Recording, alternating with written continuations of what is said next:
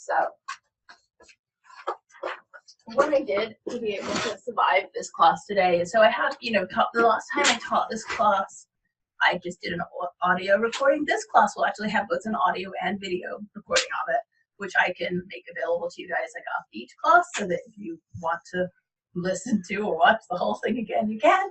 Or if you miss a week, then you can, watch the audio or video of it. So what I did yesterday when I realized, oh, I may not be up for talking for 2 hours, is it took some kind of sound clips from the last time I taught this class and recorded it. So I may be using some of those as we go through some of the topics, just to spare my voice and you listening to me sound like this. I do want to share one thing to start, which, oh, I threw it out, shoot. Totally threw out my tea bag. I had the best, because Spirit talks to us like in all kinds of ways and gives us messages like all the time, right? And so Spirit has been talking to me this week through my tea bags, the little messages on the tea bags, which I think is kind of hilarious. I got, and only on the ginger tea, not the other tea, just the ginger tea. I can't remember what the other ones were saying. I had a couple earlier that were basically like, so talking about, listening to Spirit and, the light and all of that. And so today's, which I just threw out, I did take a picture of, which I thought was hilarious, is develop the power of listening. Because that's what you do when you have laryngitis and cannot speak to people, is you just listen. I thought that was really fun. So what we're going to do today in this first class is we're going to introduce ourselves and each other. We're going to talk about the goals for the class, my goals for what you're going to learn, and we're going to briefly kind of go over what we're going to learn each week, just so that you know what's coming up. And then we'll get into like this week's topic. Does that make sense? Okay. So,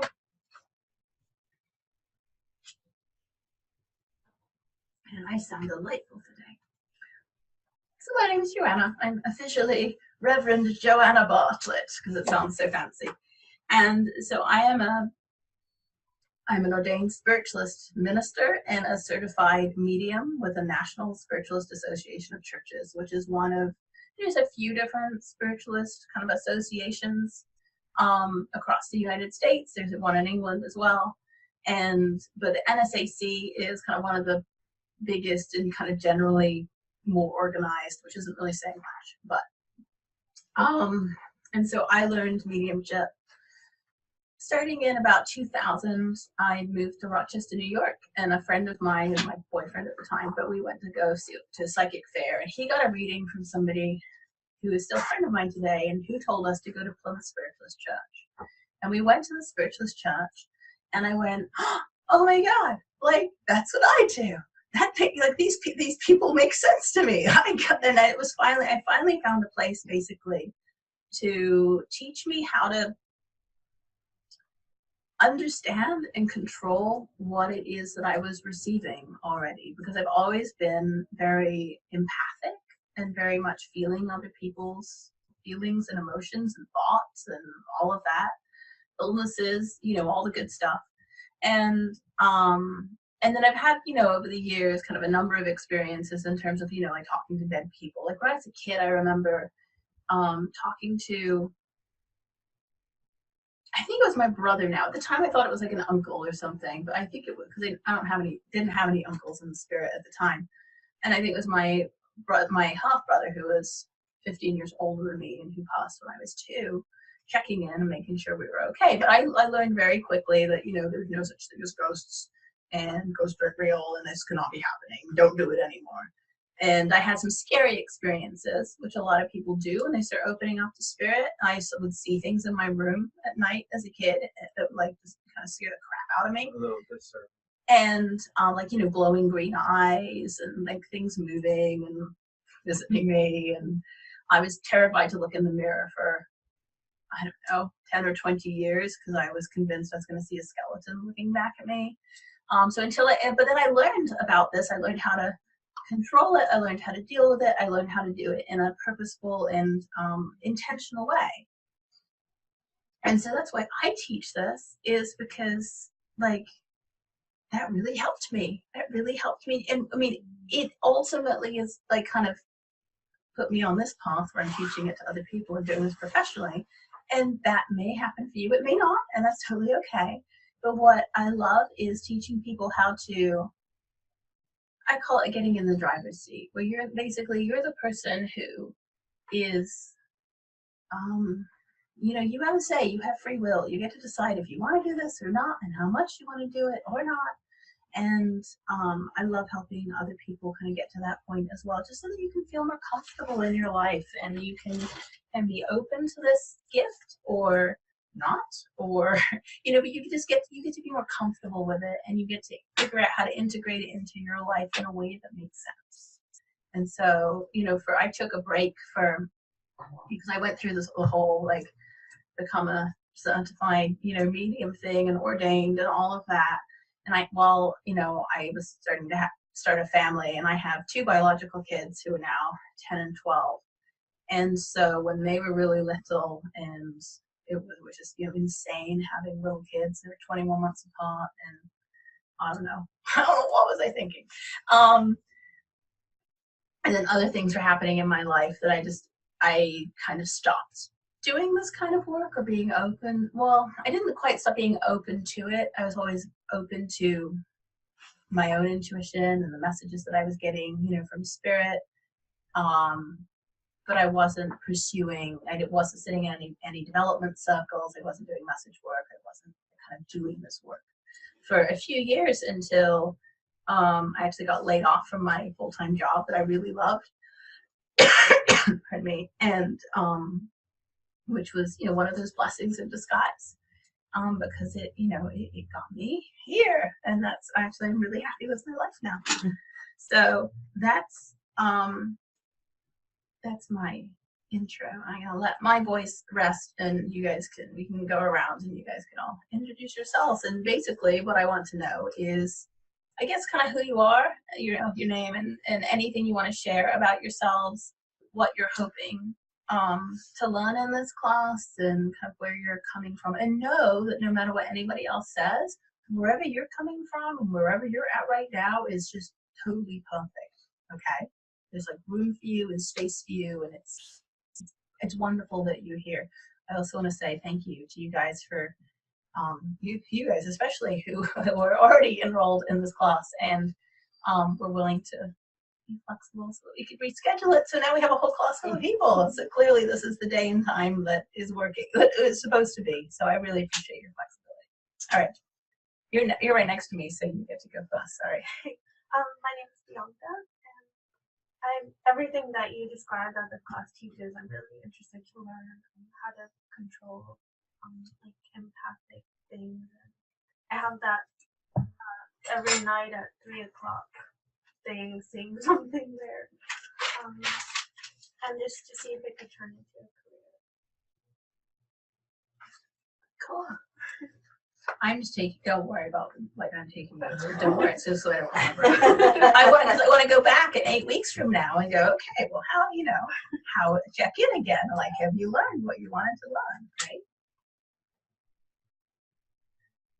Okay. My name is Pam, and I'm really hoping to develop. I think I've been intuitive and definitely empathic, and have kind of learned through trial and error how to close off a little with that empathic taking on from other people. But I want to learn to kind of see about some of this mediumship and learn to be at least more open to my intuition and to whatever else I'm supposed to be doing. Not specifically for a career at this point. I'm just interested in my own development, and to try to figure out a little bit more about the information that I do receive. Sometimes I'm just, it's supposed to make sense to me, because they use symbols and things that you are clearly should resonate with you. So just to see if I'm blocking that or how to interpret that. I am Janine. I kind of got hooked on some of this stuff when a friend gave me a card reading as a birthday gift. And I been working on developing different things, and I kind of got away from it for a few years and could not find a job that would be permanent. So I felt, okay, I'm not meant to work. I'm meant to develop and work on my skills and see where it goes. Sometimes that's what we have to do.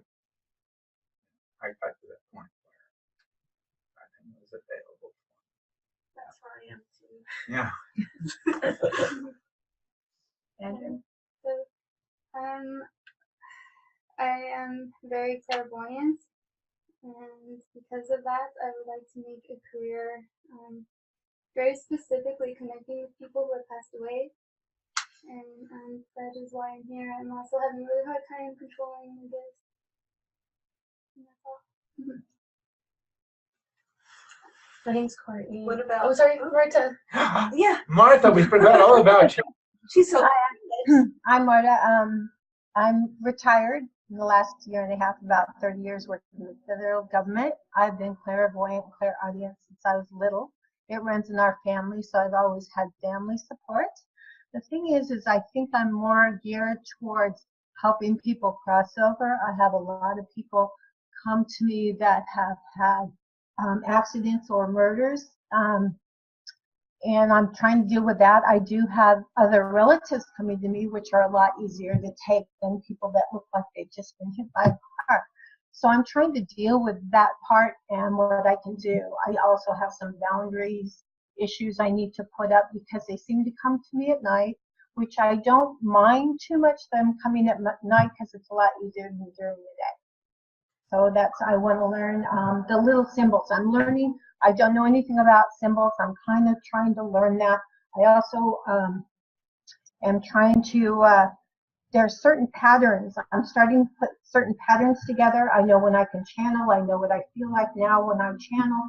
So the different little patterns. So I know when someone is going to talk to me more. And that's kind of it. Now I'm Courtney. Yes, Courtney. So I would say this has been a progression for my whole life, ever since I was really little. A lot of bumps in the night and things like that. I would say that I'm probably clairsentient, clairaudient. I'm not really sure. I'm here mostly just to explore and see what's going on and figure some more things out. Well, Courtney, you're doing exactly what I had to say. My name is Tim. I basically came here because I do have an ability, but I don't know how to use what I have. And like Courtney, I've had bumps in the night as a kid, and a little dog ghost that would come up and see me every single night.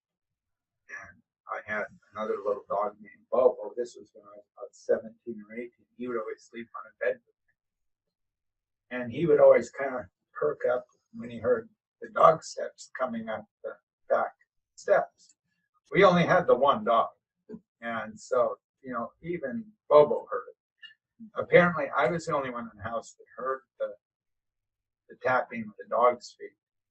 But it was, I lived up in the servants' quarters. Parents bought a very, very old house. And so the servants' quarters was kind of off and away because I was like 17, 18. So I kind of needed space. And that's where I heard a lot of that. And I've had visions,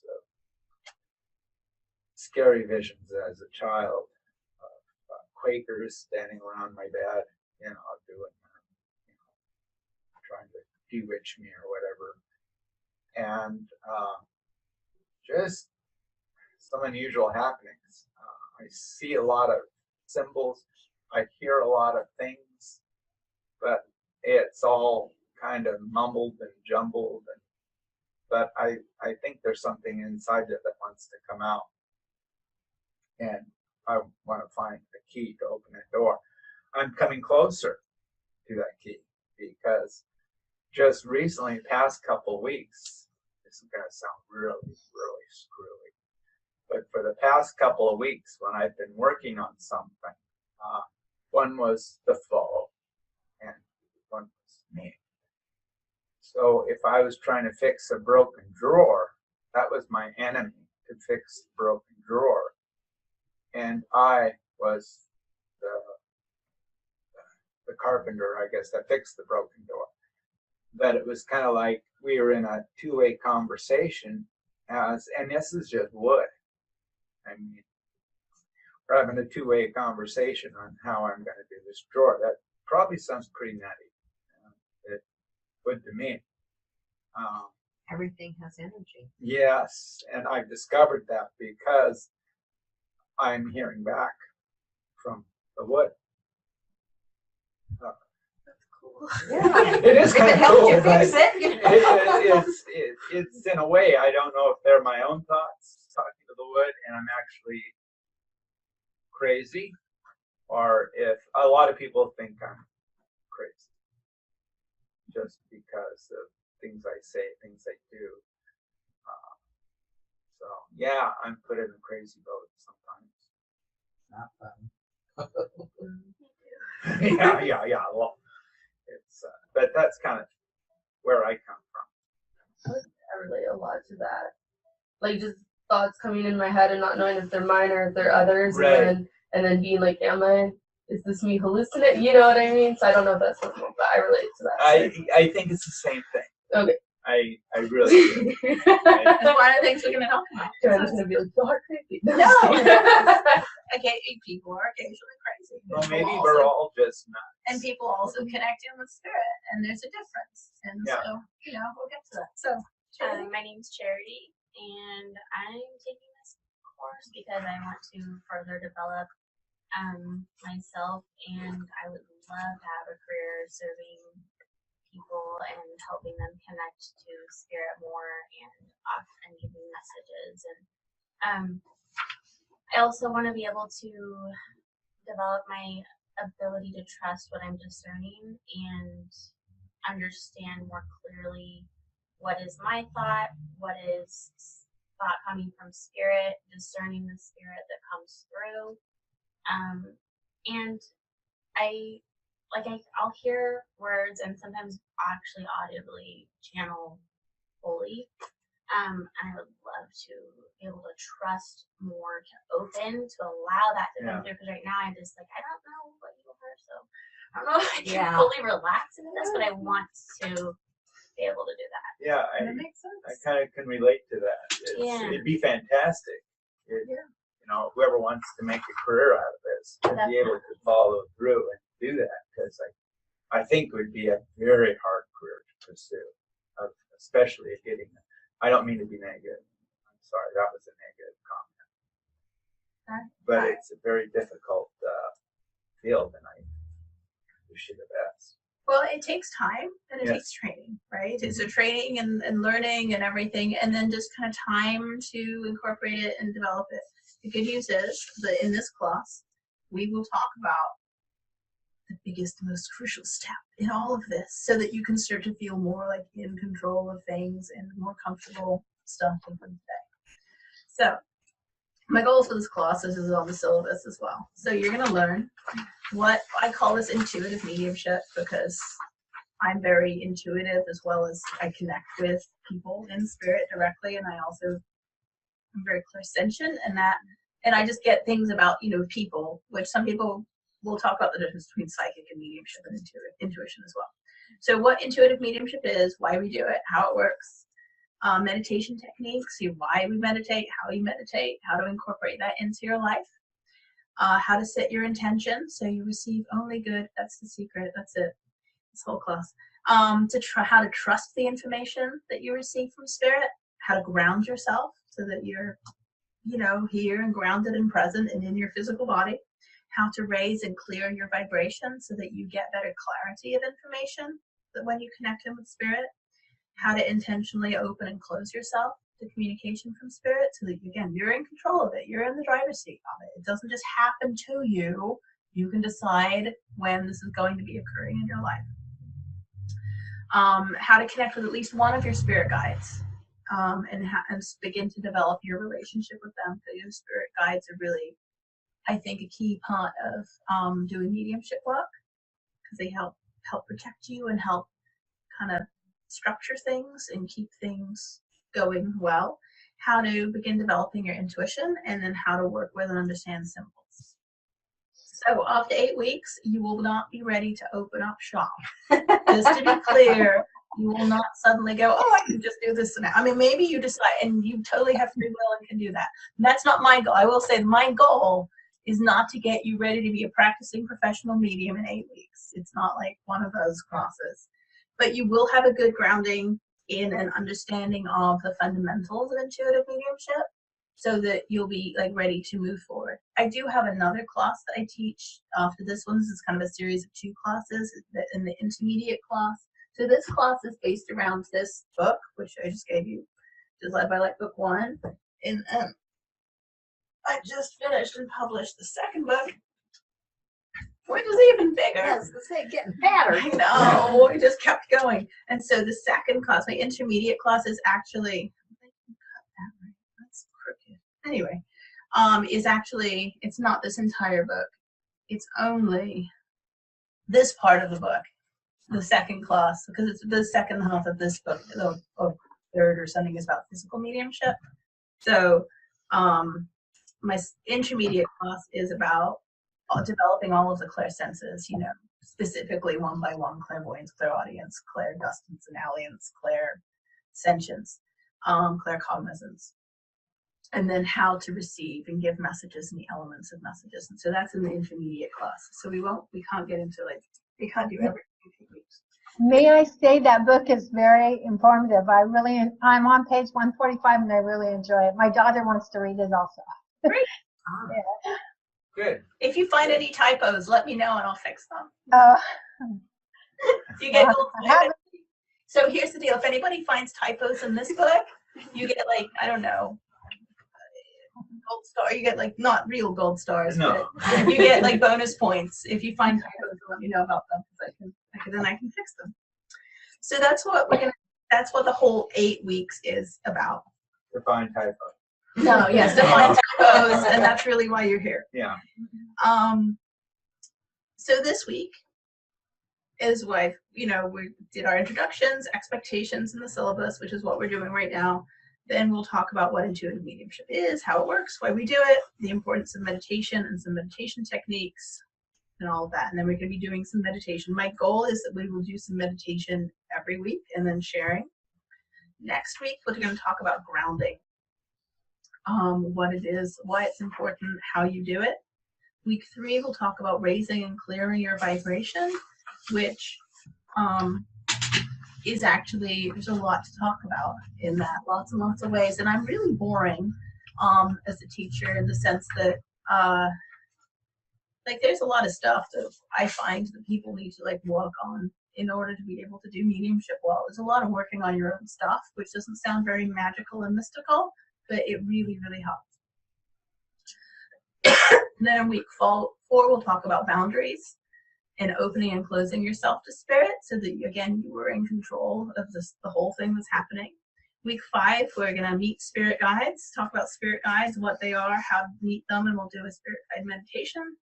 Week 6, we're going to talk about intuition and how to begin developing your own intuition. Week 7, we'll talk about working with symbols. Why and how spirit uses symbols, and developing your own symbol dictionary. And then in week 8, basically, that's you get to ask me all the questions that have come up over the course of, the last previous 7 weeks. And we will dig into all of those things, whether it's kind of, pardon me, within the scope of what we've talked about, or even beyond that. Okay? Does that sound good? Mm-hmm.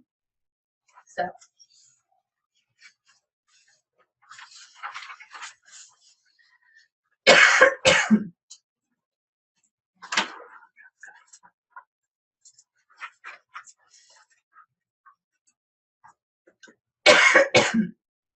Like I said, so we use this book. This is my, it's very convenient.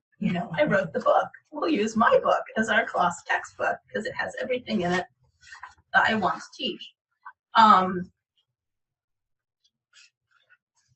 So I realized there's something that I did not include the last time I taught this class that I should.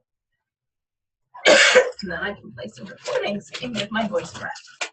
Have some of these have like menthol that I, comes out. thank you. I have a Ricola. I got one of those. I like those. Thank you. Ricolas are great. They're wonderful. I'm so tired of like having sweet flavor in my mouth though, like between the honey and the tea and the cough drops. It's like, oh, Gooey, it's just. I'm tired of like sugar.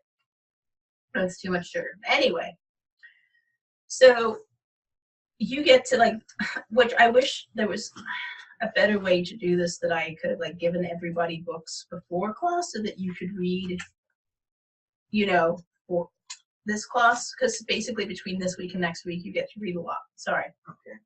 But one of the things I wanted to cover briefly is setting yourself up for success, right? How do you set yourself up for success? I really believe in being a friend to yourself, being kind and friendly with yourself. And that's one of the things we will end up talking about, especially with intuition, is how to make friends with yourself and with your body and all of that. So, you know, how you go into something, the intent that you set and the attitude that you go into something really helps determine how successful you are or not, how enjoyable the whole thing is.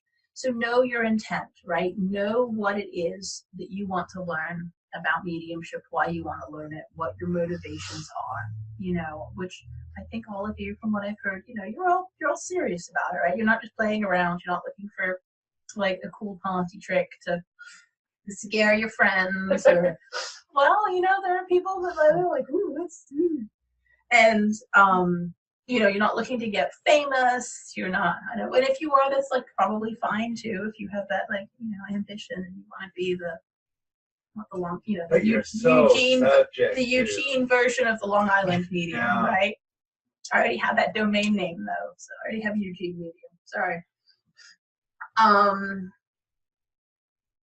As for what I can tell, all of you have the, you know, the reasons that you want to develop mediumship are in alignment with the benefits of mediumship, which is one of the things that we're going to talk about today as well.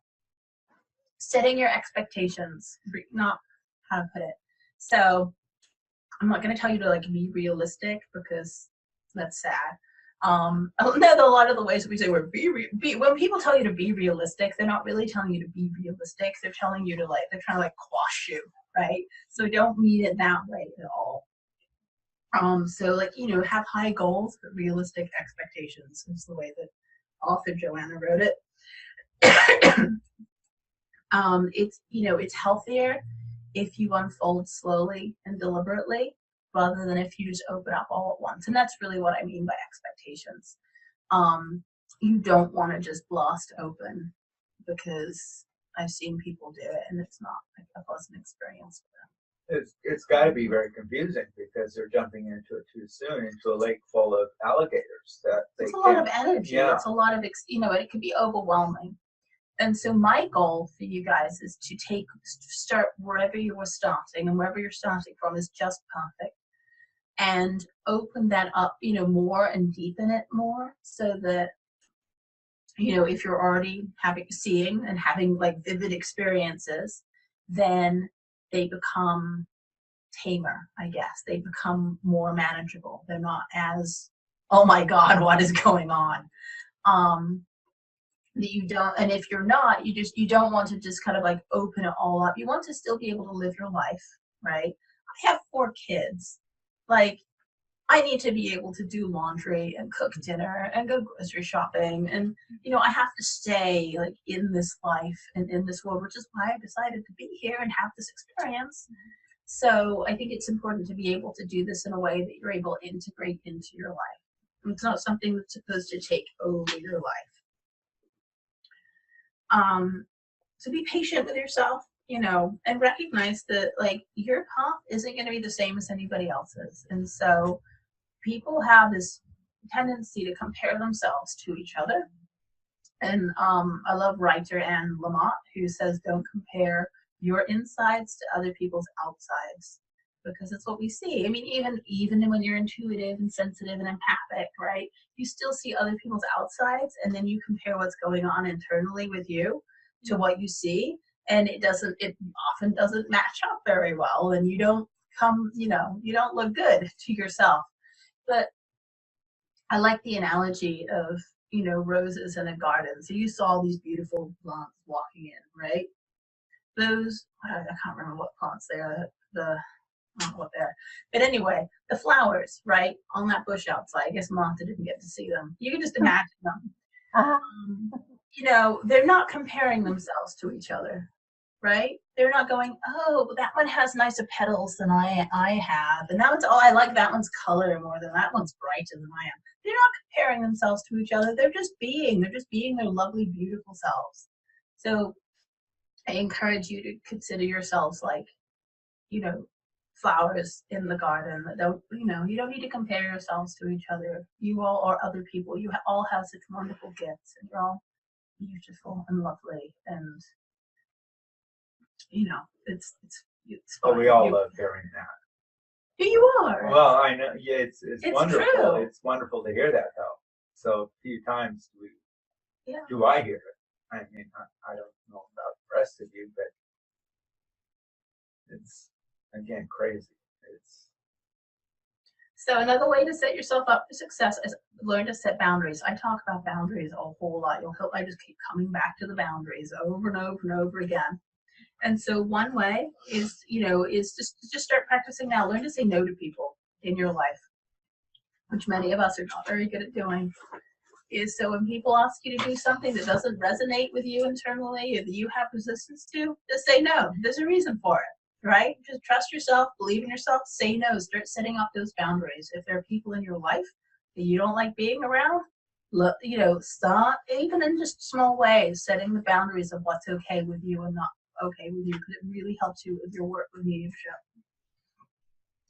Finding a class, church, or mentor. You've already done that. Congratulations. Create a space in your life for your development, what you're doing right now, because you're here and this is a space. And then and I'm going to encourage you to create time and space to meditate and to, go within, take care of yourself. Again, it's very boring, but you need to take care of yourself. You need to take care of yourself physically and emotionally. Mediumship can be kind of taxing on the body, especially if you're not used to doing it. It's not like, don't worry, it's not like scary, taxing or anything. But it's like any kind of muscle that, you don't go run a marathon. If I said run a marathon, like you're not going to just do it tomorrow. You're going to work on it. You're going to work up to it. And then just stay grounded, stay humble, stay in integrity to make sure that you're doing things for the right reasons. So that's the how to set yourself up for success, which you can read all about in chapter 3. So hopefully this will work. Hopefully the magic of technology will allow me to be quiet for a minute, and Joanna with a voice will be able to talk to you. I guess I should tell you a couple expectations, which I didn't really do in terms of the class. You've already figured out no shoes in this room. Preferably no drinks other than water. I know we have tea downstairs, which is very confusing. Like that you come here and there's tea, and then I tell you, sorry, you can't have beverages in here. Just be really careful. I will. Your mug that it doesn't get kicked over. Shaming me. I don't mean it that way. I know. I'm sorry. That's all right. I was just giving it back. You didn't know that before you came in the room. Right. How could you have? So that's True. why we set the expectations so that people know what they are, understanding that nobody can know what those are until you've told them. I'm the lucky one. Right? So I share this space with somebody else, and so all the furniture and stuff is not mine, and so I feel like I'm a kid in like grandma's, not she's grandma, but like in somebody else's house where you just want to be careful with their stuff, because it's not like it's my stuff that I can just replace. It's like replacing somebody else's stuff, and so that's just kind of weird. So anyway, that's all. Okay. I noticed you were watching the mug on the floor. She's very sensitive about this carpet because it can't be dry cleaned or something. It can't get wet. So yeah, it's complicated. It can't be steam cleaned. It can be dry cleaned. It can't be steam cleaned. I don't know. Perhaps not sweat. Okay, good. Sorry, I don't mean to like suddenly make everybody really nervous and uncomfortable. That is not my intention. And so like I put a sheet on the couch just because when people have pens, it's so easy to just. I think I'm really amazed I've not made a mark on these curtains yet, because I'll have my pen and I'll gesture and I'll go oops, like wrote on. It's fine. What else did I need to tell you? Oh, wait, bathrooms, housekeeping stuff. So there's a bathroom upstairs down the hall here on the left, and there's one downstairs. When you come in, if you go down the hallway on the left, straight ahead, there's a bathroom. If it gets too hot in here, let me know. We can just open that window. The heating system is sometimes it's great, and sometimes I just, and in the summer sometimes we get really hot and really cold. It's an old house. So just, let me know, and we can either turn on that fan or open the window. I don't actually have a break in the middle of the class. I realize like 2 hours might be a long time to sit. We can take a little break if anybody needs to go pee or whatever. And so about 20 minutes, we could maybe do that for 5 minutes. Do you have anything else? Excuse me. I don't know. I guess that's about it. Does that anybody have any questions about those things? Okay. So let's see if I can make this thing work. So in that handout, because it's kind of basically all in the book, I have, like, for instance, this is the types of mediumship, and then I'll say chapter 1, pages 12 through 16. Mata, if you have an older version of the book, I think I had told you the page numbers might be. Yeah, they're a page off, like you said. Okay, sorry. But I'm sure you can figure it out because you're a smart lady. Let's see if I can make this thing play. So this is about types of mediumship, mental mediumship, and physical mediumship. Believe she's How I was trained considers there to be two types of mediumship. There's mental mediumship and then there's physical mediumship. People don't really do physical mediumship anymore. Things like table tipping and affirmation and trumpet and transfiguration. Table tipping is where you get the table to move, which I have done some of it. It's a lot of fun. It's actually really cool because it's good energy.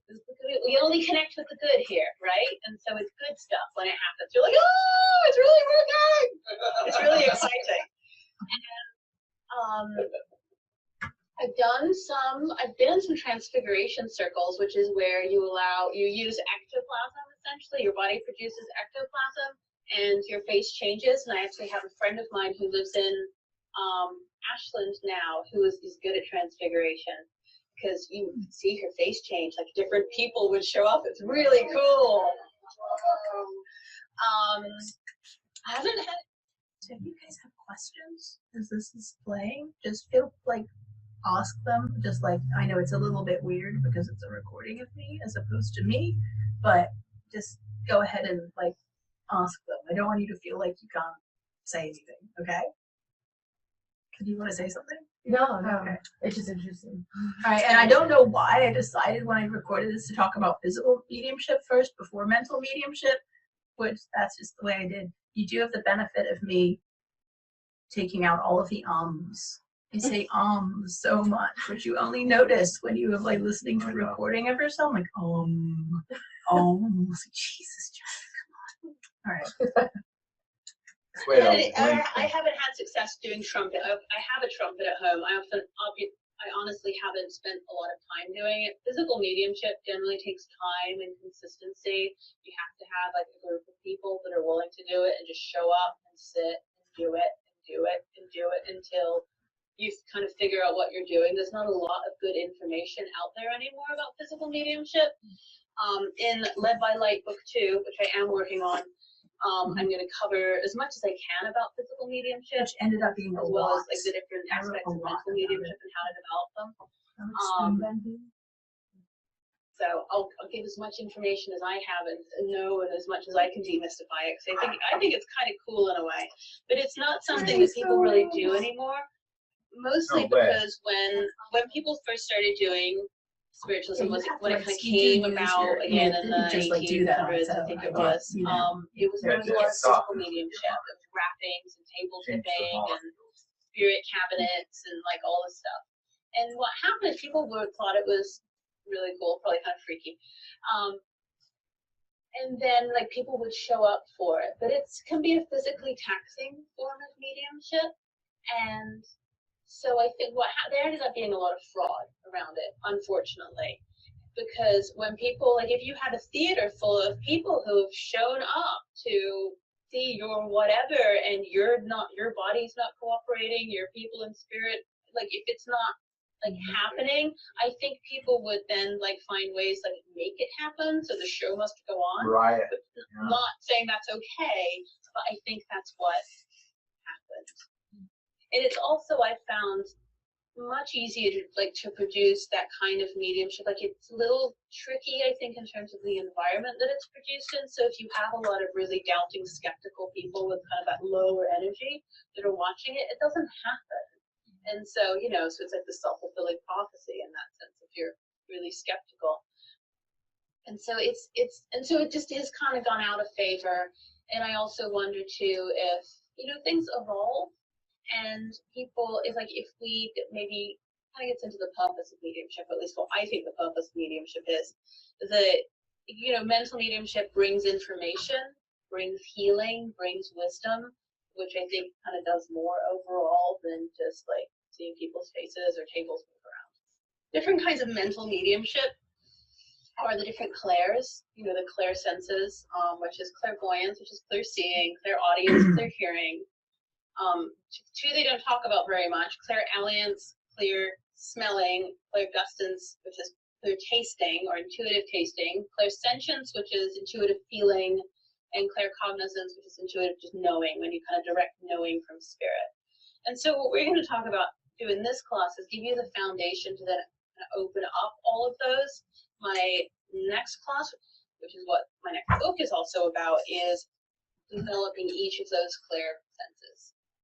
In turn, doing exercises to kind of open up those chakras and exercises to develop each of those and to start really working with those. This gives you the foundation so that you're solid and strong and then moving forward.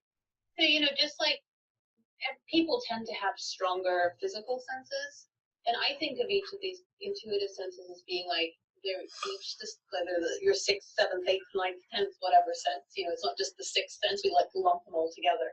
But really they're all like the intuitive version of our physical senses. And just like some people are more drawn to one thing, like people will be visual learners or auditory learners, or I think the same is true for those intuitive senses. But just because you're stronger in one doesn't mean you can't develop another one. And I think that can also change over time. I found that to change over time. I tend to depend more on clairsentience now, that kind of intuitive feeling, more than they all go together though, because I'll feel something and then I'll see something that goes along with it, or I'll taste something, or I'll smell something, or I'll hear. I get a lot of smell too, and smell and taste are so connected. They often will go together. So it'll, and it depends on who I'm reading and who I'm connecting with as well. So I just kind of let it. Whatever information comes in, I just go, okay, but however it comes in, it's fine. I want to talk just a little bit about kind of the difference between. All right. Does that make sense? Sorry, it's so weird for me to sit here and like listen to myself talk. It's like, oh, that's Joanna though. She sounds like she knows what she's talking about, and her voice does not sound like this. So, next thing I want to cover is the difference between mediumship, intuition, and psychicness. And I don't think I explained it very well on here actually, so I'm just going to talk. So mediumship is your direct connection to like a specific person in spirit or people in spirit. So mostly I focus on connecting with people, pets, but more than kind of guides, celestial beings, angels, that kind of thing. Some people feel very drawn to those kinds of my voice is just not doing well. But it's that connection with, it's the talking to dead people is that's the mediumship, right? When you go for a psychic reading, so the way that they like to say it in spiritualism is all mediums are psychics, but not all psychics are mediums. But basically, I don't know, psychicness just gets a bad rap from everybody. You know how like every religion or philosophy or whatever says that they're better than the other ones, and the reason why that they're better than the other ones is whatever the reasons are. So the same is true with spiritualism, but I've read books about, psychic development that basically say, oh no, psychic development is better than intuitive development.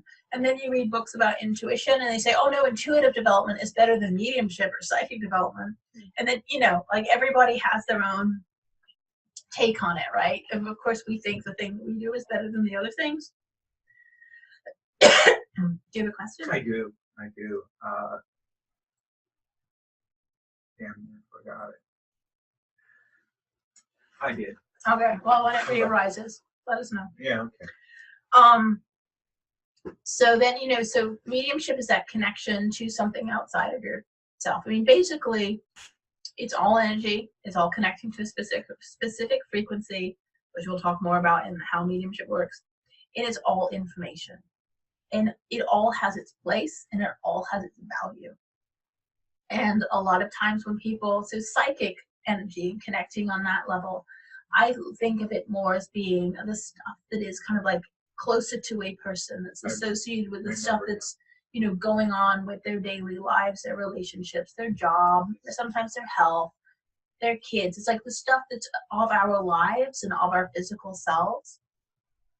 Intuition, for me, when I talk about intuition, so intuition can be for yourself. It can be it's your connection with your inner self, with spirit.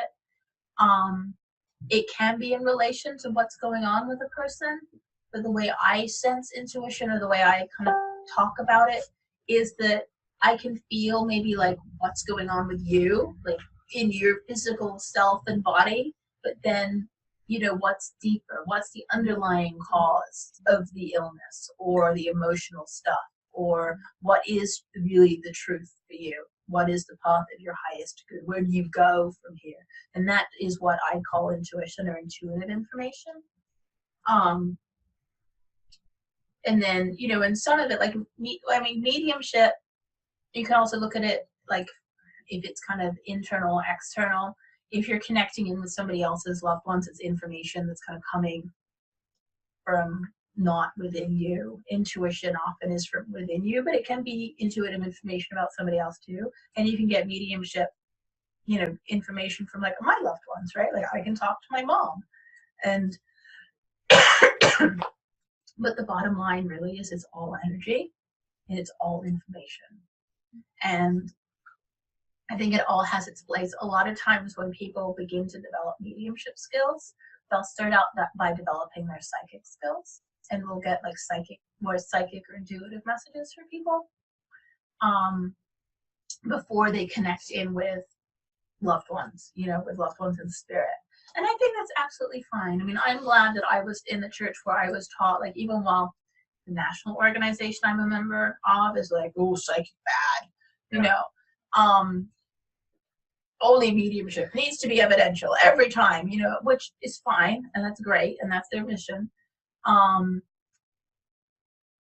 glad how I was taught was like, however you start to get the information is fine. You're asking for the highest good.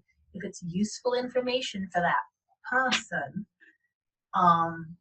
then it's good. It's good stuff. Even if it's not a connection with their grandmother or their, like it's still good stuff. And so I want you guys to know that too, that as you are developing, that if it's that kind of psychic, on that psychic or intuitive level, that's totally fine. So did you remember your question still?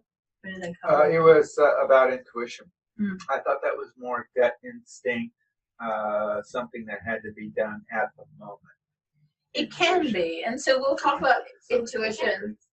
Now I can stop worrying about it. There you go.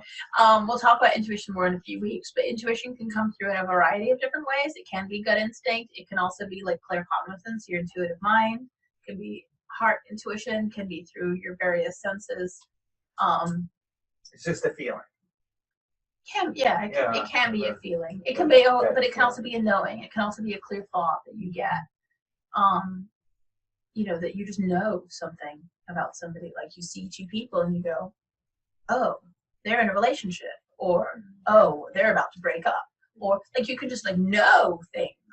It's not, it's not mediumship, right? Right. But it's just this kind of like coming in and dropping into your head, and you just that know. Negative cloud that comes over from the two that are arguing that are to break up, but you might feel that negativity. Maybe, yeah. So that's kind of what the difference is between, mediumship and intuition and psychicness. Does that make sense? Okay. Should we take a break for just like 5 minutes so that you guys can? I'm going to go get some more tea and. You can't drink in here. I am allowed to drink it Oh, because you I'm are. by That's the table. right. That's right. And That's I am your like table. super special. I was So kidding anyway. if you need to use the bathroom or get some water or something, and we will reconvene at right about at 11. I'm just gonna run downstairs.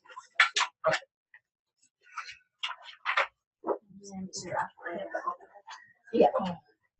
So let's see what my tea bag says this time, right? Yoga. Yeah. Mm.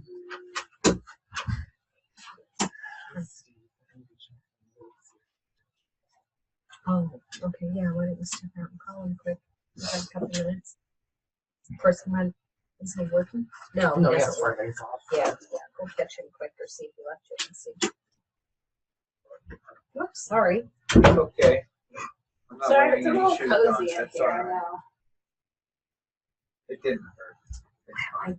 Just barely. I didn't do a good stomp. Well, that's all right. Sorry. Now just imagine how a dog would feel. I would not want to do that. I step on my poor little dog's feet all the time. Oh. Yeah. Well, you sit right under my feet all the time. Well, that's What true. can you do? Yeah. Step on him enough to get out of the way. He's a very happy dog. So that's all that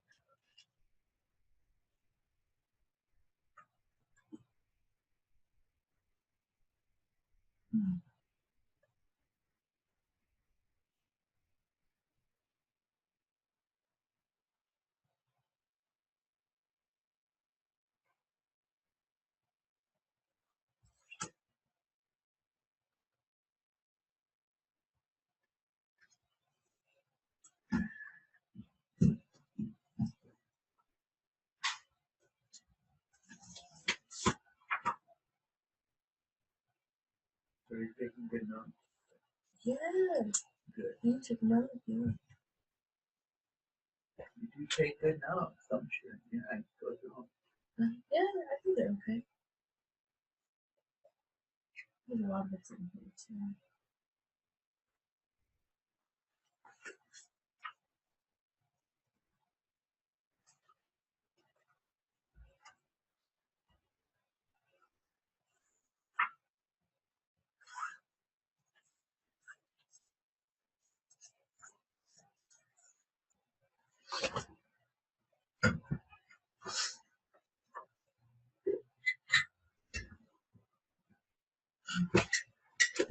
Sorry.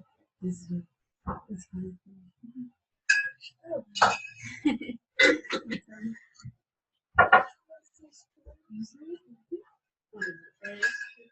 This one says, you will always live happily if you live with heart. Oh, what does mine say? The bag's still in there? I don't think that one has it. No, it says stash premium tea. Oh, Lemon okay. ginger. Well, Sorry, the yogi. that's okay. I picked the wrong tea. Yogi. Yogi tea? Yep, yogi.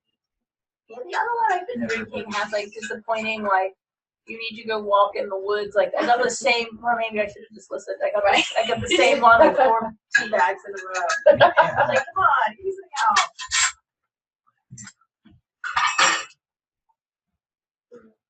You haven't missed anything, Marta. It's all still here. We can't hear you if you're. Oh, Oh, I can't hear you at all. yeah. Is your microphone on? Okay. There. Every once in a while, the connection gets really bad, and you'll all freeze for a few seconds. So I'm not sure if I'm missing something or not. We should just do that. I'll have like a secret signal and we'll just go. No, but then you catch up, and I'm not sure if I missed anything. During the physical, something to do with the physical, you picked up an object or two, and I don't know what that was. Oh. Little objects on the table. Oh yeah, those are them. What is this? So the spoons. So I did this in my spoons, like development circle. like bending We did spoon bending. So those are my spoons. Oh. Whoa. It's fun.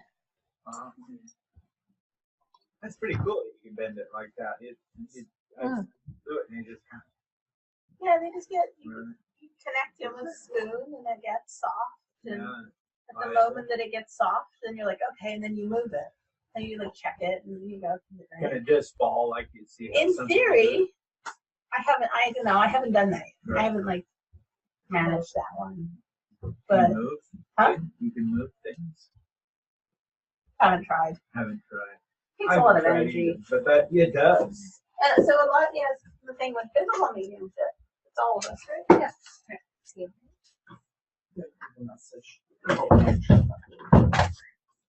Yeah. Physical mediumship it is fun. I have done table tipping and some of them, and but it takes you have to be willing to sit and practice it. You have to be willing to do it without having any results for sometimes just a few weeks. Sometimes there's groups that have sat like for months to develop something. And most of us don't. I don't have that patience and time, honestly, right now. I mean, it's not something I'm that interested in doing, but I would get to sit there to develop it. So it's and I think most people don't. But I did end up doing a lot of research about physical mediumship and reading. I did have some pamphlets and books in my library, and then found more, and so ended up doing quite a bit of research for when I was writing. I thought I was just going to write like this, a few things a bit about physical mediumship, and it ended up being 100 pages. So, oh well, there we go. So, how mediumship works is what I'm apparently going to explain. What Joanna of the past is going to explain to you, if I can find it. In 4 minutes and 38 seconds. So mediumship is governed by several natural laws. And natural laws are this kind of like weird, confusing thing, I think, in the metaphysical community, that people talk about these natural laws, but they don't really explain them. But gravity is a natural law. It's just a thing. It is how things work. So the ones for mediumship are the laws of vibration. I'm going to look at my notes here. Attraction and continuity. So I think I've read other books that have more in there, like love and this and that, but these are the ones I'm going with, which is basically, everything, the law of vibration is everything in the universe exists in a state of vibration. Everything is made up of energy that is vibrating at some kind of rate or frequency or another. This table is energy, and actually if you look at things on like the quantum level, it's mostly space. All empty. There's not actually a whole lot of matter in the universe. It's mostly space that is vibrating. And all the glass, for instance, kind of has it's a similar frequency. It all kind of vibrates in the same way. All of these 4 chairs, pretty much the same. They're all vibrating kind of at the same specific frequency at the same rate, and they look like they're solid matter, and so we sit in them. So it's all space. They're sitting on space, energy, and so everything is vibrating at this different frequency, and the frequency it vibrates governs the form of the energy that it takes. And so we all each kind of have a unique energy signature. How you connect with people in spirit through mediumship is you connect with that energy signature either through kind of the emotion and thought and that kind of psychic intuitive connection with the person that you're reading, that they will think of their mom and you'll oh no, I don't really know. I don't really know how to explain that part of like, oh, that's okay, that's the signature. Or they'll say through that thought and emotion, that connection that you make with somebody. Or sometimes they'll bring in a photograph or an object or something that would then have that person's kind of energy signature and frequency vibrating, with it. And that's kind of like how it works. And so the law of vibration also, in terms of kind of thinking about raising or clearing your energy, also governs, this is also about the law of attraction, the type of people and spirit, the type of energy that you will connect with, and you will I have a question. like attracts like. I have a question. You have to clear and raise your vibration, then you will tend to bring in. There we go. I mean, press all the buttons. Okay, when you were talking about frequency and vibration, if I was in a class and I could not see the photo and it was turned over and we all took photos, I knew instantly who the photo was from, who put that photo in. I knew instantly. Now, is that the vibration from the photo or the person or a combination, or how did I know that? And the person in the photo had not even started talking to me yet. I just knew instantly. I saw when the man put a photo in, I knew instantly it was for him. No matter what photo I got, it was going to be for that gentleman. Now, how would I have known that? There was probably 20 of us in the room. So there's just some things you just know. It is that connecting with that frequency of a person. Of the person that put it in? Yeah. Could you move the mouse so that the pointer isn't on Marta's face? There you go. Thank you. No, you were talking. I'm like, oh, there's a thing on your face. Mouse. So it probably was the person putting it in. I knew that was the connection there, not the photo, because I hadn't even picked up the photo yet. Yeah, if you knew that you were going to get that, sometimes you just know that. Sometimes you're like, oh, I need to talk to this person, or oh, there's just some kind of connection that you pick up on you're just dialing in on that frequency, really. Of their frequency, not the photos. Could have been See, both. It could have been both, maybe. I don't think it really matters. I just wondered why. Yeah, Who was telling me? Was it the photo telling me that no matter what, that was who I was going to talk to? Or I just wondered how that. Yeah. If you could leave like a finger, how you leave like fingerprints on things, if you can leave like a vibrational finger, you know what I mean? We do. That's what psychometry is about, which is reading the energy of objects or places. Because but I hadn't even touched the photo. We use a lot. We'll leave our vibration on. We'll affect the vibration of other things. And so it could just be. And sometimes it's just intuition. It's just. I don't really know if you would need to explain. Vibrations meeting together. Yeah, specifically what it was. Sometimes we just know that things are connected. I liken it. So, are any of you watching the new Star Trek? Oh, which one is it? Okay, well, so I'm a nerd. The latest one was it Discovery or something. Where they talk about the mycelium network in space, and they have the spore drive. Okay, never mind. Wrong crowd. I'm like, what? I've been watching the Oracle. It's the other one. But it's kind of cool. So I am a geek and a nerd. I confess, and so is my husband. And so we watch Agents of S.H.I.E.L.D. and Star Trek and stuff, among other things. Anyway, so I won't use that analogy since this doesn't make any sense to you. So I think of everything being connected like is a web.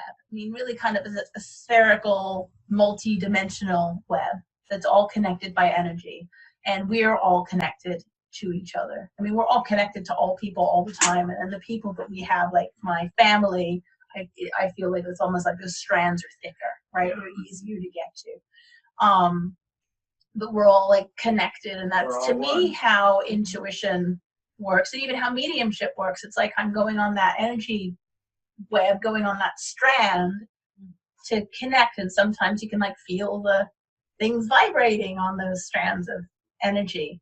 And so when we get kind of intuitive information, like, oh, I'm gonna get this person, you just know. It's just as knowing that you have. It's connecting in with that energy web and those Huh? That's never worked. Maybe Someday. maybe it works differently for you. And that's actually something that I should have told you right at the beginning of the class. Whatever I have to share with you, whatever works for you, take what works for you. If there's stuff that I say that you're like, that lady's off her rocker, that is I don't think that's how it works at all. That's totally fine. I'm totally fine with that. Like, I don't need to be right. And maybe I'm open to the idea that I'm not right about things. I'm gonna tell you my understanding to the best of my ability, but really take what works for you, and if it doesn't work for you, and pardon me, and something else does work for you, it's fine. I want you to know that's like totally fine. And if you do it in a different way, fine with me, but if it works for you, right? Okay, we're gonna go back to Joanna that can talk. I can keep this thing turned on here. I don't think this thing drives me crazy. I think I lost my place now. Oh no, I didn't. I think it's not. Spirits, you'll connect with spirit of a similar vibration, which is, so if you're working on all your stuff that you need to work on, which we'll talk about in a couple weeks, then you tend to attract that which is similar to you. And that's another way to help it feel good and to be, a pleasant experience, as you kind of keep yourself, up here and keep yourself clear, and then that's what you tend to get. Just make the hand signals And to that go with what works I'm saying. in your daily life, just as it works with spirit. And the reason that the law of attraction works in both your physical and your spiritual life is because of the law of continuity, which means everything that happens kind of in the non-physical world also applies to the physical world. So all of these laws, they kind of, if you think of it as this continuum of, physical and non-physical, they apply to both of these areas. So the law of attraction works in your everyday, regular, life, just like it works with your work with spirit.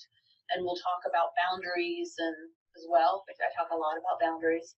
And so that's one of the ways that helps, working with boundaries in your everyday life helps you with your work with spirit, is because of that law of continuity, because what you do in this physical world affects kind of your work in the non-physical world. Does that make sense? But that's essentially my understanding of how mediumship works. It is it's learning how to focus in on a specific vibration and connect with that vibration, to be able to kind of do it at will, to be able to say, okay, I'm going to talk to your husband now, or I'm going to talk to your mom, or I'm going to talk to like whoever. That's to kind of call them in, if it were, and attract that vibration, that frequency to me. Oh. So the reason. The medium, the two people with mediumship have a connection, and they feel that connection between the two people is coming out wrong. I can't put it in words. All right. So those are the three natural laws that I feel are like the basic underpinnings of how mediumship works, which is that law of, what was the first one? Okay, wait, I wanted this Vibration. Vibration, that's right. It's like, it's not a connect frequency. So the law of vibration, which is connecting in with, everybody has their specific kind of energy signature and frequency at which they vibrate. And what you do is you connect in with that frequency. And the information can come through in a bunch of different ways. It can come through all of those different clairsenses. But that's really what you're doing, is you're connecting with that specific frequency. And so, like for me, for the most part, if somebody comes to me and wants to connect in with whoever it is they want to connect in with, I can't guarantee I'm going to get them, because there's reasons that people in spirit aren't able to step in strongly or communicate well. Usually I'm not dial a spirit. You can't just like, well, I can get people who are connected to that person. Like you can't say, I want to have a chat with John Lennon. I'm like, yeah, okay, let me check in with John Lennon. It doesn't quite work that way. But usually if it's connected to the person I'm reading, I can get whoever it is, I can connect in with them up to some extent. Through kind of like through, because the person who I'm doing the reading for kind of gives me that person's frequency. Like I was saying at the beginning of this, either through kind of that psychic or intuitive thought connection. Like if you think of your mom or grandma or somebody, right? I get that frequency, and then if somebody will bring in like a picture of a person or an object that they had, sometimes that can help that frequency be even stronger.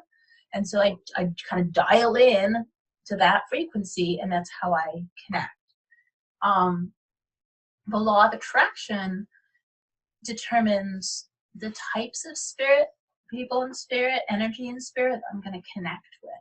So if you want to connect in with people, beings that feel good, then you set your boundaries for that, you set your intention for that, you live your life so that that's what you get.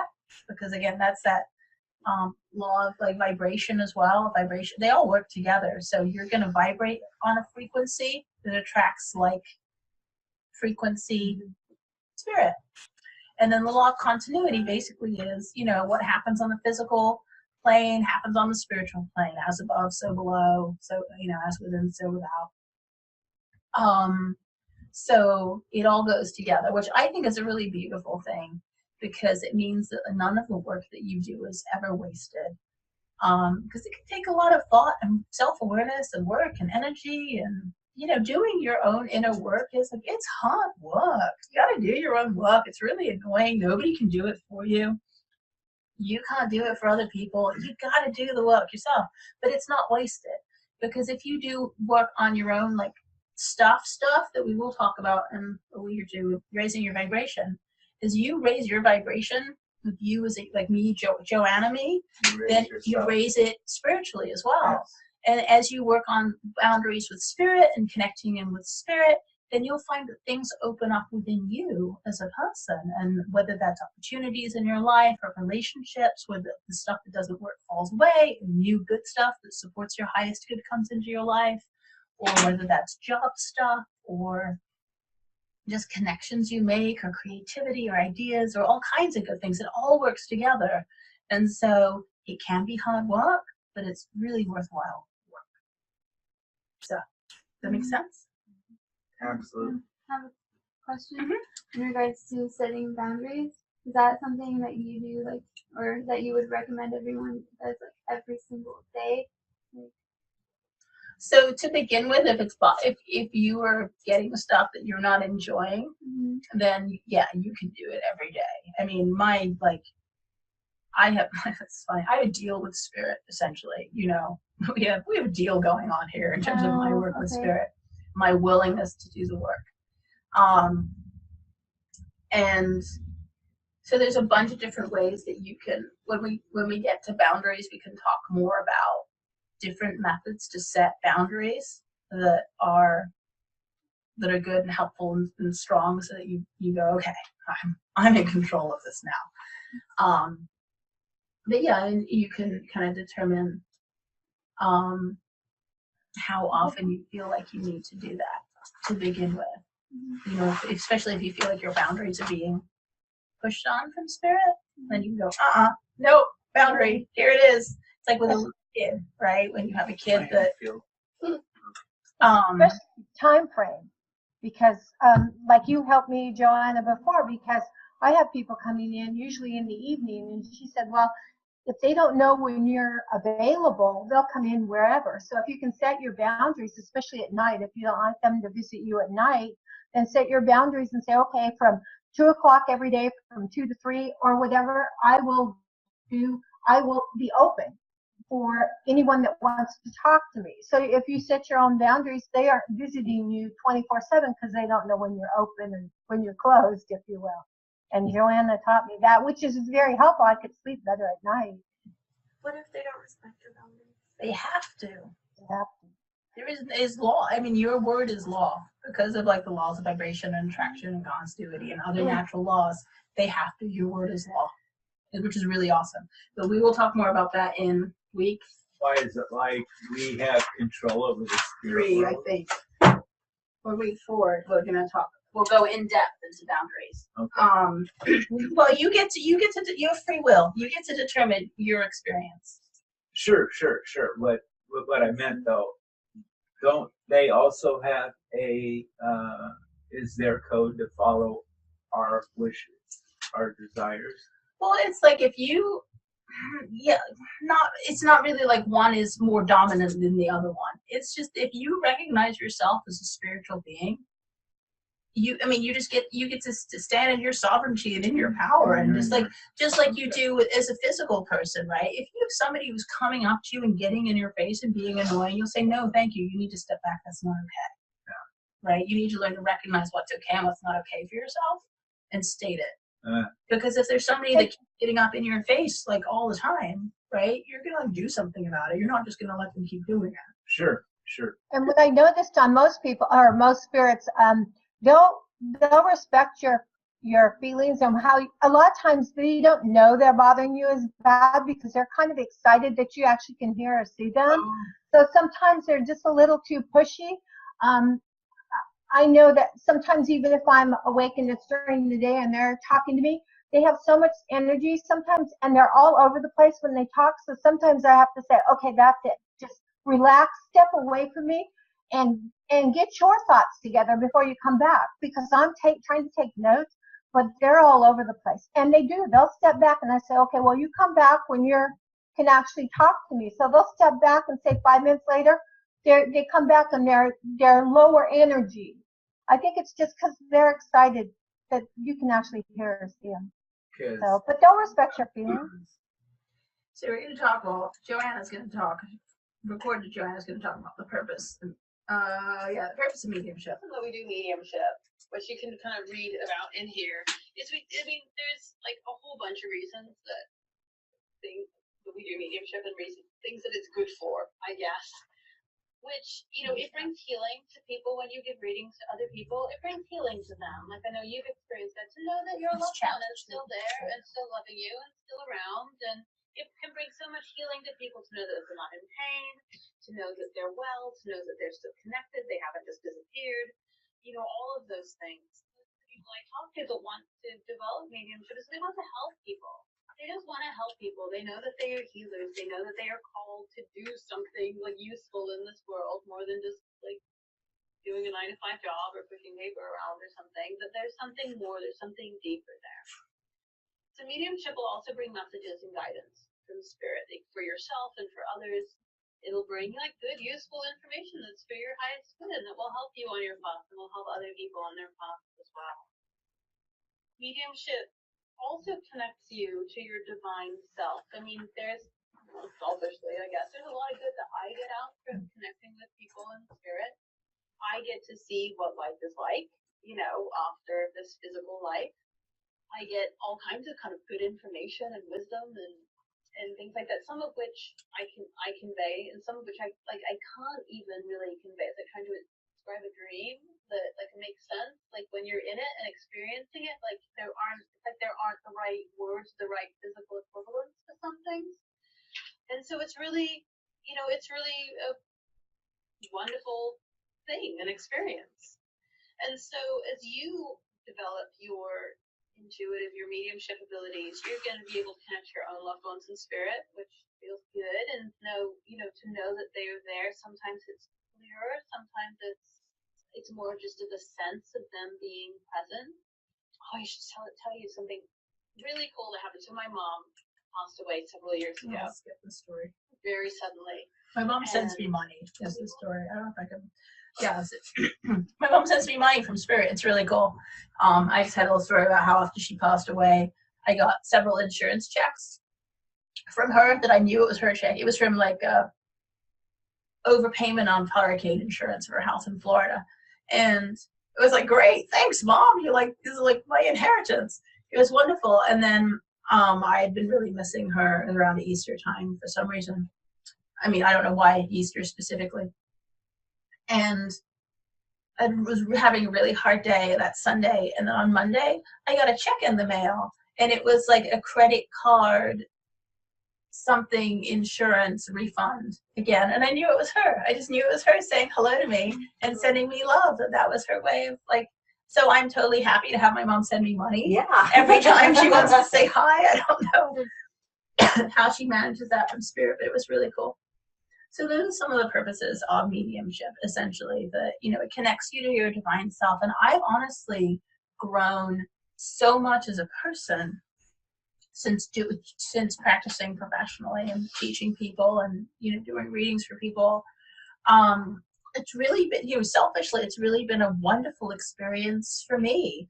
And people who don't, like, I go to this Righteous conference once a year, and there's somebody I was talking to this last year, and he's like, you know, you just seem so much happier than you used to. And I don't think I was particularly miserable before, but I am more at peace in so many ways in my life, and that primarily because of connecting in with spirit and with energy, and just feeling like I have a greater sense of understanding of this universe and my place in it. And for, you know, so it can bring that healing for you, and it brings healing for other people when you do the work. And most people who want to do mediumship work, it's because they're called to be of service, right? They want to provide healing to others. They want to do something good in the world. And it really does that. Mediumship is really a very, very healing thing. So one of the ways we develop mediumship is through meditation. And so meditation is, you know, why it's important, and an overview of some techniques. So meditation is in chapter 5. I have no idea why I ordered the chapters the way I did in this book, but it seemed to make sense to me at the time. So meditation does a whole bunch of really wonderful things for you. I mean, just on the physical level, it helps to lower anxiety. It helps you sleep better. It helps you lower your blood pressure. It, presuming you need it lowered, mine's already like really low, but it's really good for you physiologically and emotionally. In terms of developing mediumship, meditation is great in that it helps you calm your mind. You need to be able to get into that kind of still, quiet, calm, centered place within yourself to be a clear conduit for spirit, to be able to open up to spirit and connect clearly and cleanly with that energy. And meditation provides that kind of, gives you that space to be in so that you can do that. You meditate for the intent? Or do you meditate for the intent? Or to connect with spirit, you mean? Yeah. Eventually, yeah. Okay. So to begin with, you guys are just going to meditate for the sake of meditating. And not fall asleep. To stay awake and not fall asleep. So the way I teach meditation is there's no wrong way to meditate. You cannot meditate badly or wrong. Anytime that you are intending to meditate, no matter what happens, is a successful meditation. Okay? If you fall asleep, it's okay, you're forgiven, right? Good. If you get distracted, it's fine. If your brain just, you know, goes off in dark, there's still times when I meditate. It's not like I close my eyes and go to nirvana, just so that, you know, we're clear. Like, everybody has like good and bad meditations, but none of them, they're not really good or bad. They just are what they are. And because I will sometimes when I meditate, I just feel like I'm getting a list of instructions from my guides on what to do next, what classes to teach, what books to write. This is why I don't want to meditate now, because you guys just give me instructions every time. Or occasionally I'll be sitting there and like I'll get distracted because, you know, I have a life and I'm human and all of that. And I always think it's funny when I'll be like feeling like I'm getting calm and quiet, and then I just get the to-do list, the mental to-do list comes up, and suddenly I somehow remember everything I was supposed to do like 2 weeks ago. Like, oh my God, I didn't reply to that person's email. Like suddenly somehow will arise up into my conscious mind. And so I just write it down, and it's like, don't need to worry about it. I get it out of my working memory, go back to meditation. But what it does is it helps you learn to focus. And meditation really is about refocusing. It's not so much about focusing as it is about refocusing. You know, you'll do a meditation, and I'll lead you through a simple one in just a minute. That will, you know, your mind is supposed to think, right? That's what it's supposed to do. And so it's not that you're trying to make it not think. It's always going to think. You're always going to have thoughts. But you can refocus. You can notice the thoughts, And you can let go of the thoughts, and then you can go, like, you can just go back to your breath, for instance. You can do counting, you can, repeat mantras, there's a whole bunch of different techniques that you can use. But you're gonna think thoughts, and it's okay. So don't get down on yourself. If you're judgmental and you're like, oh, I'm thinking again, I can't do this, it's useless, just go, oh, look, there's a thought. Just notice the thought. That's all you need to do is you go, oh, look, there's thought. You can just think of thought, and then go back to your breath. One of the things, like when I teach intuition specifically, I teach people is that, we get so caught up in this, like, kind of like analytical self and intuitive self, and especially in our mind, that we feel like, well, if I go with the intuitive side of myself, then, like, what about, like, the analytical part, like, goes, oh, you can't do it, tries to talk you out of it, right? Oh, then you're just making it up. You can't possibly, what you were saying at the beginning. You can't possibly be actually connecting. You're just making it up. You're crazy. But it doesn't need to be that way. But the way that it really works is that, our intuitive self will connect with spirit, with our inner self, higher self, and get information and knowledge that we can then give to our wonderful, critically thinking, analytical mind to do something with. So it has something to do, like, you can give it something to do. You can take in what you're getting and go, okay, here you go, here it is. So it has something to do rather than trying to talk you out of what you're getting, because it needs to do something. That's kind of off topic for meditation. Sorry. Meditation helps raise your vibration. Helps. I don't even know how to explain how it does that. And different kinds of meditations can do different things. I'm a big fan of mindfulness, because even though it seems weird, I think that mindfulness helps you develop mediumship.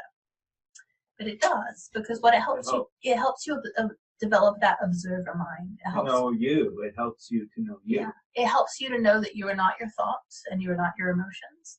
And it helps you to step back a little bit. Because what I find is when I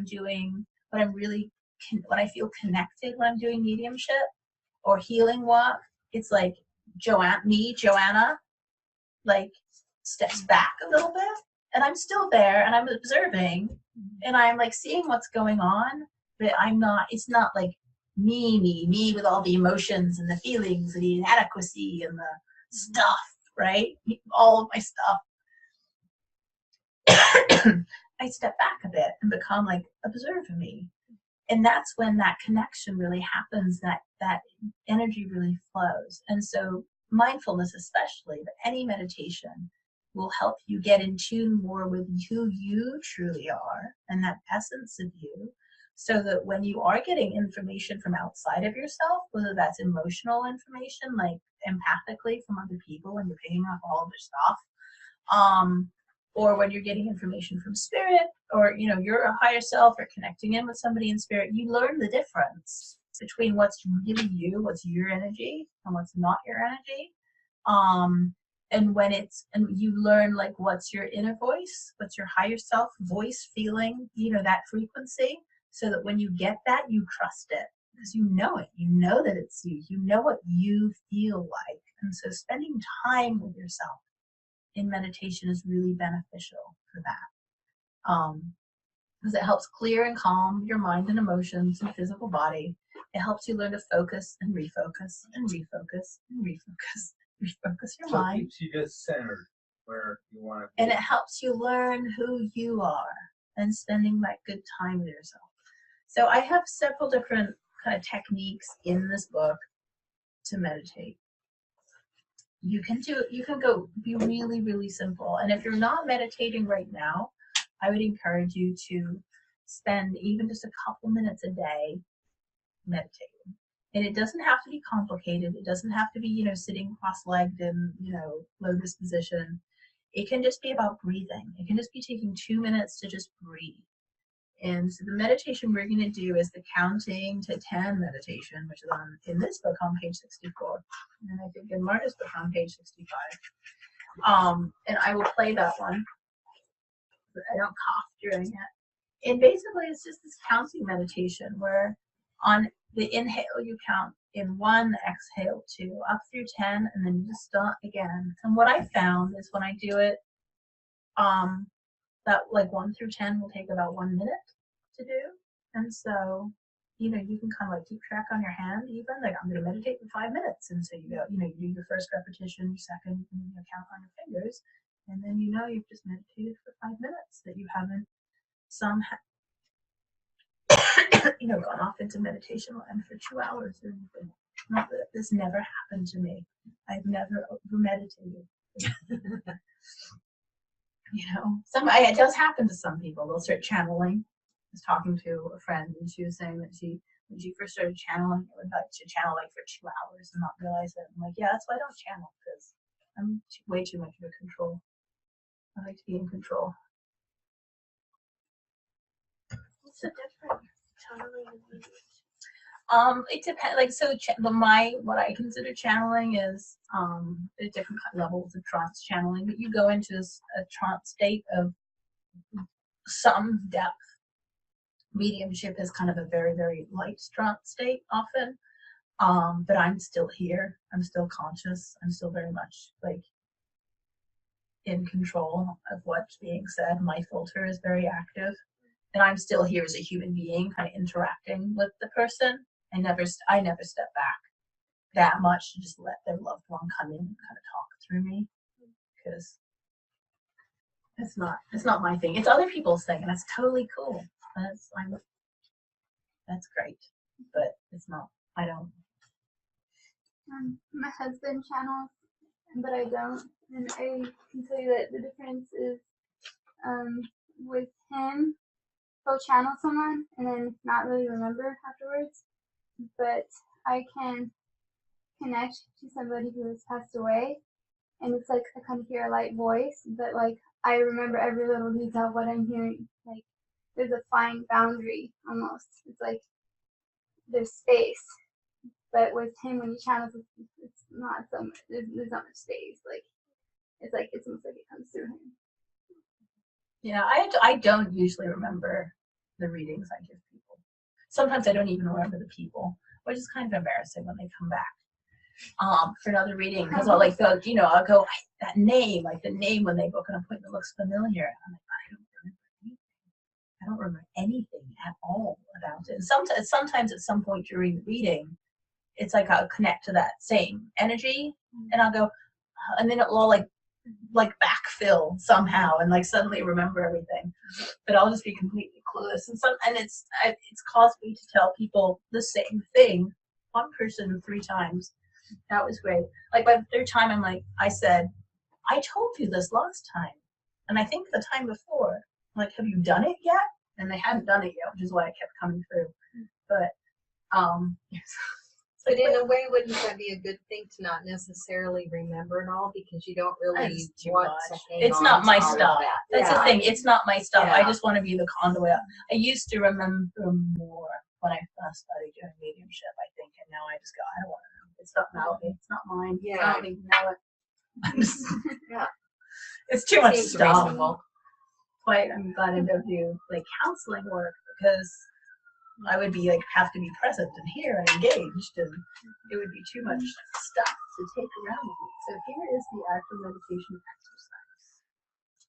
We're just going to take a couple minutes to do that. The James meditation. So put your feet flat on the So floor. if you sit comfortably, That you can. somewhat alert. You can cross-leg if you want. That's fine. Relax the left. However you manage that one. Just close your eyes. Meditation. Oh, We're just going to take I'm trying to change a the couple volume. minutes to do that. So as you sit comfortably, but kind of, somewhat alert and comfortable, relaxed and alert, however you manage that one. Just close your eyes. So you're going to breathe in and out through your nose. And as you inhale, count 1. Exhale 2. Inhale 3. Exhale 4. Inhale 5. Exhale 6. Inhale 7. Exhale 8. Inhale 9. Exhale 10. And just keep going, counting as you inhale and exhale. Thoughts come into your mind, which thoughts have a way of doing. Just let them go and go back to your breath, back to the number that you were on. If you forget the number, it's okay. Pick 1 and keep going with it. Start again from 1.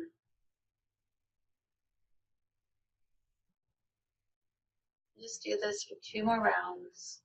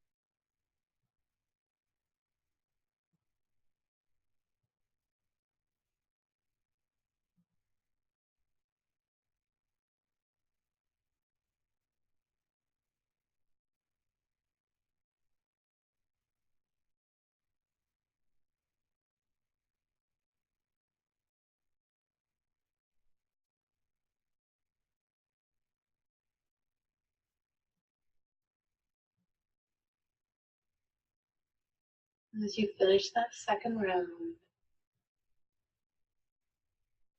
become aware of your body and yourself and your body. Come back into this room, wiggle your fingers and your toes, and open your eyes.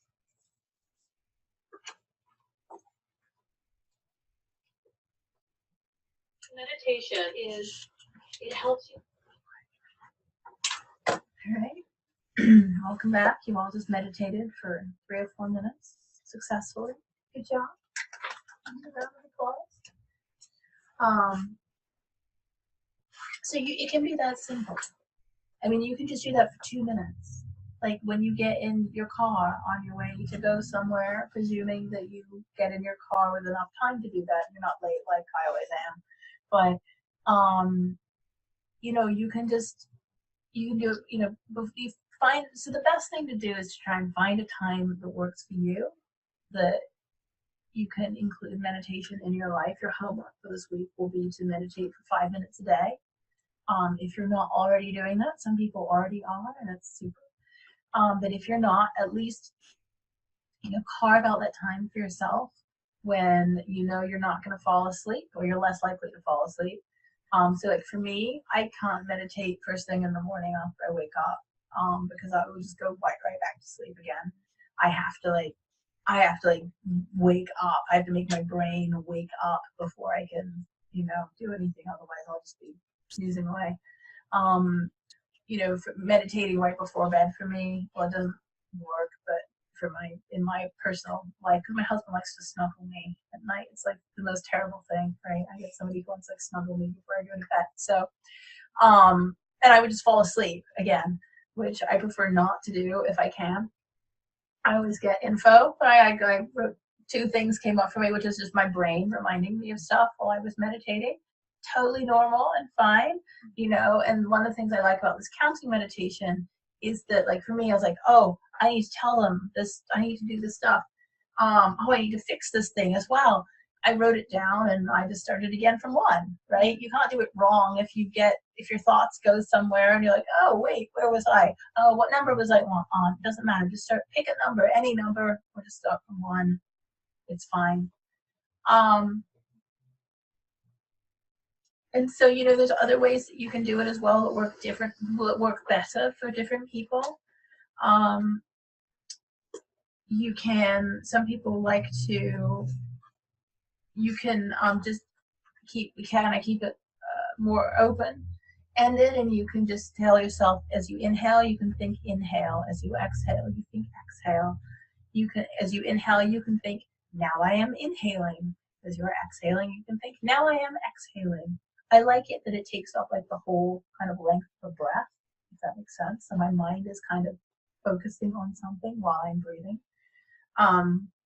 Some people find it really helpful to count as they're like breathing in. You breathe in 1, 2, 3, 4. You exhale. 1, 2, 3, 4, 5. Inhale 1. Just to kind of give your brain something to do, is it gets used to being in this space of not thinking all the time, of kind of being in a kind of calm focus. If that makes sense.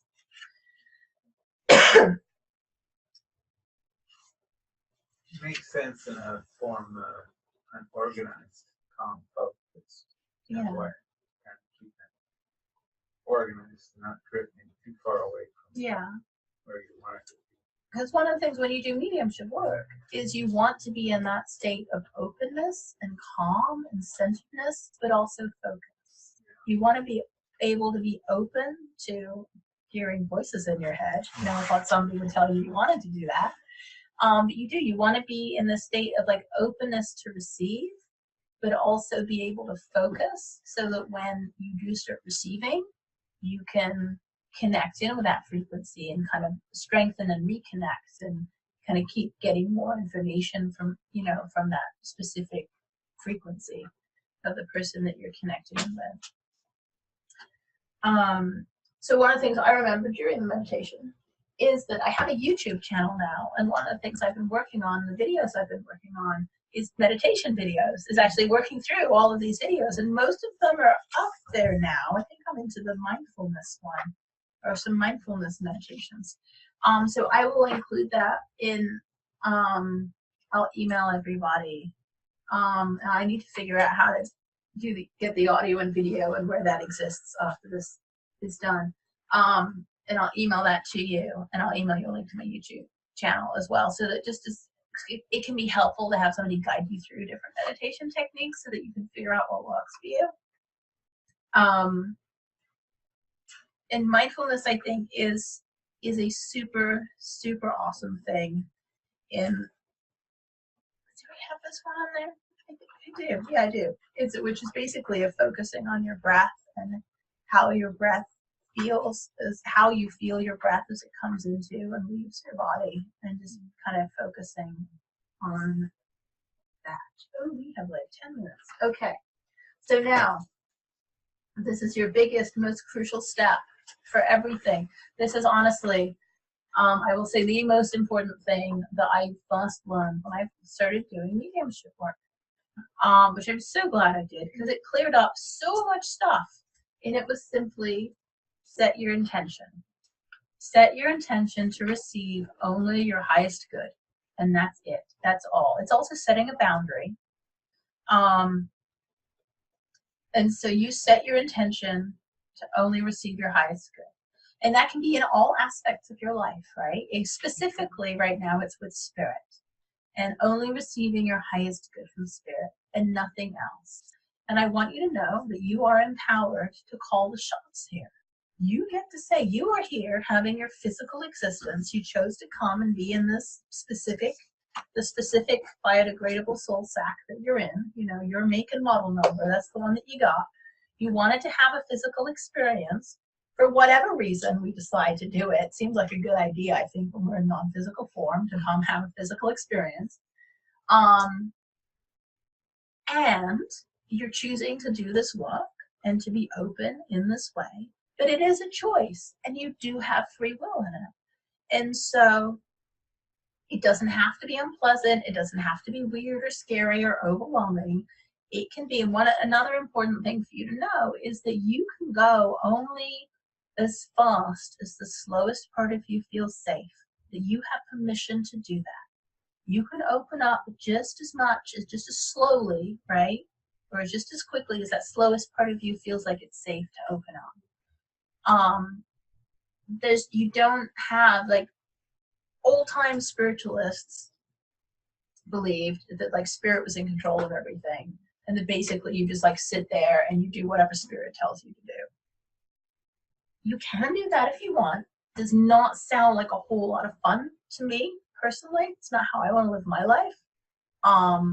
As my mother used to say, I am, what she said so many things about me, other than being stubborn, strong-willed, and I'm pig-headed, and I am determined to have my own way, on a lot of kinds of things that I now take as a compliment, because stubbornness means, like, you know, tenacity, right? Stubbornness means determined. Stubbornness means I'm going to, like, do it. And wanting, you know, being kind of like strong-willed and wanting to chart my own course means that, yeah, I am. I'm going to make it the way that I want it to be. But really, it's true. And you are empowered to do this in the way that you want to do it, to have it in your life the way that you want to experience it in your life. And you need to believe that in terms of setting your intention and asking for your highest good, and believing that you really can experience only your highest good from spirit. And so that means if you're getting things that don't feel good to you, just like you can in your physical life, right? In everyday life, you can say, no, thank you. This does not work for me. You can say to spirit, if you want me to do this work, I will do this work. So I, at this point, weirdly for me, have surrendered to this path and gone, it's fine. I'll do whatever you want me to do with my life. With, you know, this is kind of like service in a way. This is my service somehow. And that's fine. And it needs to feel good, and it needs to fit in my life, and, you know, and it needs to kind of be on my terms in many ways. Like, I'm not okay with being woken up at 3 a.m. I don't do that. I need to sleep. My physical body needs to sleep. If you want me to function, I have to have good sleep. So no, and like one of my first teachers would tell me about how she kept getting woken up at 3 a.m. And I just thought, well, that sounds terrible. I don't want that to happen to me. And so that was kind of one of my first, not deals, but like one of my, like, my rules in that sense. My terms is like, no, I sleep through the night. And we will talk about it more with boundaries, that you can set your intention, and you can say, yeah, so I'm going to this class now, spirit. I have heard you. I am developing. I will be at this class on Fridays from 10 to noon. And during this class, we will be doing meditation, and I will be, you know, and I will be meditating every day at this time. And that's when I'm open to hearing, you know, from you. Hopefully you, like, for your higher self, and then from, you know, other people in spirit to connect, you know, through you. You really do get to set your intention about it. And for me, I don't know if it works the same for you. For me, it brought me so much relief to know that I could just ask for my highest good, and then that's all I would get. And I went, oh, cool. All right then, that works for me. Does that make sense to you guys? Oh yeah. Do you have questions about that? Does that feel like good and solid? Does that feel like, I don't know if that really works? No, that's, you know, that sounds very solid. I mean, it's a very positive attitude to maintain and have, and a good can come from that. And I've tried it when I've had things. It's like, nope, and they still have. Yeah, because like Malta was saying, that, you know, if you are experiencing people coming through from spirit, and it doesn't, especially if you feel pushy or they're waking you up, it's usually because I liken it to like having the light on above your house. It's like you're a lighthouse. I think it's like told Malta. And they're just people in spirit who want all of us. My belief is that all of us at all times are moving toward healing. We do it in these weird and messy ways that don't make any sense at times, but really our intent, our impetus is to move toward healing, right? We want healing. And so even people in spirit who are annoying and pushy, and sometimes it's really weird and uncomfortable, that's what they're trying to do. And they see the light on, and they're like, oh, somebody that can hear me! He can hear me! Oh my God, wake up! That's basically where they're coming from, and it's not like malintent usually. No, I know. I just was thinking about like a lot of times, like something that really scared me was Hollywood movies that I would watch, and that would be the stereotype I would get when I was little, and I would wake up in the middle of the night, and so like it's just funny because like at that time I was like, oh my God, they're come to hurt me and all, but as I got older I realized that. Yeah. So like sorry, that's just funny. So that's, usually where it's coming from for them is they want to move toward healing. They want to resolve whatever it is that's going on for them. And they're like, oh, somebody that can hear me, somebody that can understand, they can help me. That's why they bug you. And it is also okay to say, no, thank you. Just like I know that I cannot fix everybody's problems in my physical life, in my everyday life, right? I see people that are in need, and I can have compassion for them. I can send them love. I can ask spirit to send them love and help them. I can treat them like, a human being. I can see the goodness and the God spark that is within them. I can't fix them, right? I can't go around fixing everybody's life. Right. Like I barely manage my own life. So, it's kind of the same thing in spirit. Sometimes you're going to be able to do that, but it's okay if you can't do it all the time, right? You don't need to let it like take over your life, feeling like, oh my God, people need help. I have to help all of them. Not to your own detriment. You don't, because it doesn't ultimately do any good, and those beings in spirit don't really want that for you. There is kind of like, I've had one friend of mine ages ago when we were having development circles and kind of my early days, who would talk about like the dark underbelly of the spirit world. And essentially, and she's like, people don't talk about that. People like, it exists, and we should know more about it. And my approach is basically, no, thank you. I'm not interested. That's fine. If other people want to do that work, totally cool. It's not my path, and it's not where I'm at. That's just why I ask for highest and best. That's all I'm interested in getting, honestly. Like in kind of like all of my life, because life is weird and hard enough as it is anyway. If I'm gonna, what I'm gonna call into my experience, I want to be, I want to be the good stuff. But it also, doing that allows you to then open up and unfold without fear, and knowing that you really can just have experiences that are good and helpful and healing, and I mean, you will still sometimes get, that doesn't mean you won't get uncomfortable things, or because healing can be kind of messy at times and weird, and you can have things that come through that do really feel uncomfortable, but it's still for the highest good, and so it's okay. So I'm going to leave you with that. That brings us to the end of our first class. Thank you guys all so much for being here. I hope you come back next week. Yeah. Well, Your homework is to read basically chapters 1 through 4 and chapter 5 up to page 66, and then work on meditating and incorporating that into your life if you're not already. I will email everybody, like I said, the recording should you wish to watch this again.